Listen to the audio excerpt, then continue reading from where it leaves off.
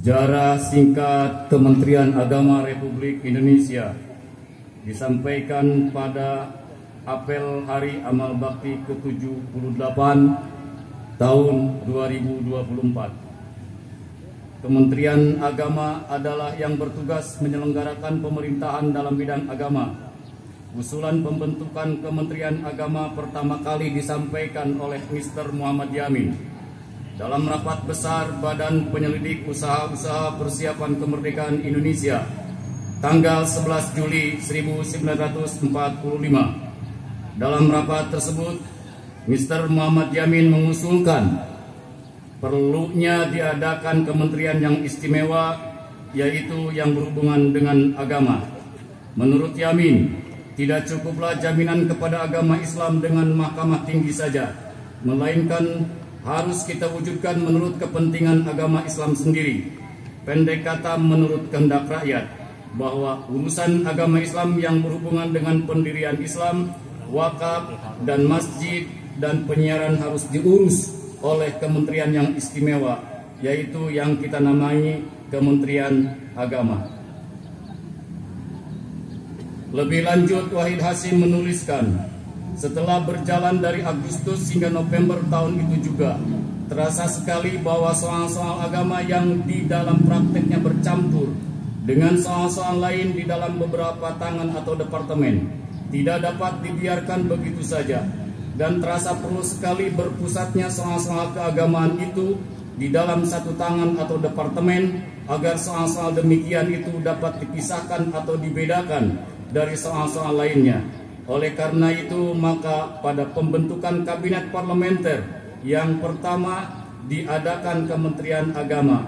Model Kementerian Agama ini pada hakikatnya adalah jalan tengah antara teori memisahkan agama dari negara dan teori persatuan agama dan negara. Usulan pembentukan Kementerian Agama kembali muncul pada sidang pleno Komite Nasional Indonesia Pusat yang diselenggarakan pada tanggal 25 sampai 27 November tahun 1945.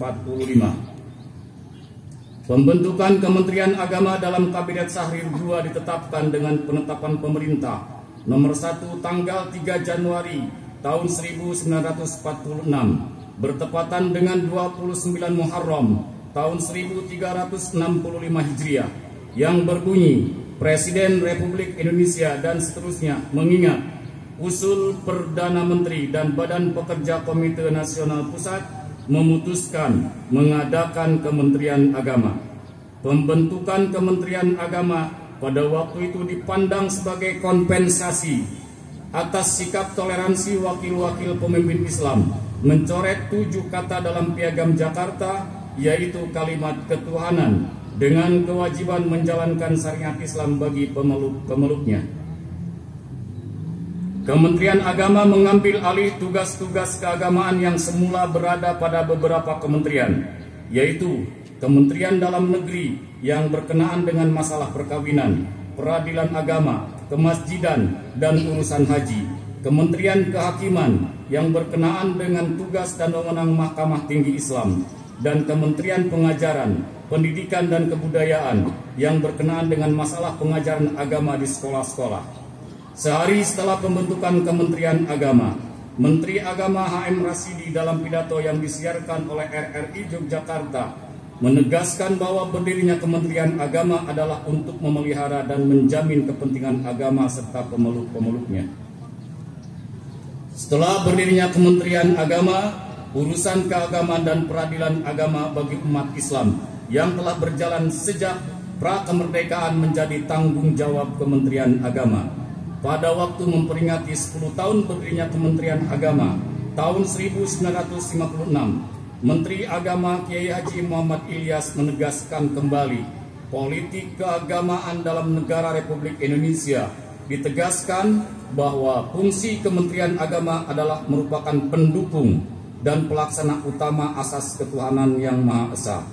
Demikian sejarah singkat lahirnya Kementerian Agama. Semoga di Hari Amal Bakti Kementerian Agama tahun 2024 ini menjadi momentum untuk meningkatkan kinerja sebagai amal bakti kita untuk mewujudkan Indonesia hebat bersama umat.